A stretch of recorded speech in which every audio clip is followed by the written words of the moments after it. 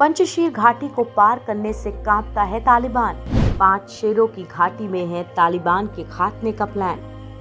तालिबान ने भले ही अपनी क्रूरता के दम पर अफगानिस्तान के ज्यादातर हिस्सों पर कब्जा कर रखा है, लेकिन अफगानिस्तान का एक ऐसा इलाका है जहां जाने की हिम्मत तालिबान नहीं जुटा पाता है। तालिबान भी जहां पैर रखने से घबराता है, उस जगह का नाम है पंजशीर घाटी। पंजशीर घाटी को जीतना तालिबान के लिए हमेशा ही मुश्किल रहा है। ये एक ऐसा प्रांत है जहाँ अभी तक तालिबान अपना कब्जा नहीं कर पाया है। खुद को राष्ट्रपति घोषित कर चुके अमरुल्लाह सालेह भी यहीं से आते हैं। काबुल के उत्तर में मौजूद पंजशीर घाटी तालिबान विरोधी ताकतों का प्रमुख गढ़ बना हुआ है। कहा जाता है कि अगर तालिबान किसी तरह वहां पर चढ़ाई करता है तो पंजशीर के लड़ाके उसे मुंह तोड़ जवाब देंगे। हिंदू कुश पहाड़ियों से घिरी हुई पंजशीर घाटी लंबे समय से तालिबानी विरोधी ताकतों का केंद्र रही है। साल 2001 में अपनी मृत्यु तक अफगान नेता अहमद शाह मसूद ने सोवियत अफगान युद्ध और तालिबान के साथ जंग के दौरान पंजशीर घाटी का बचाव किया था, और अब उनके बेटे ने तालिबान से लोहा लेने के लिए हथियार उठा लिया है। पंजशीर घाटी का मतलब है 5 शेरों की घाटी। इसका नाम एक किंवदंती से जुड़ा हुआ है। माना जाता है कि 10वीं शताब्दी में 5 भाई बाढ़ के पानी को नियंत्रित करने में कामयाब रहे थे। उन्होंने गजनी के सुल्तान महमूद के लिए एक बांध बनाया था। ऐसा कहा जाता है कि इसी के बाद इसे पंजशीर घाटी कहा जाने लगा। इस घाटी को नॉर्दर्न अलायंस भी कहा जाता है। ये अलायंस 1996 से लेकर 2001 तक काबुल पर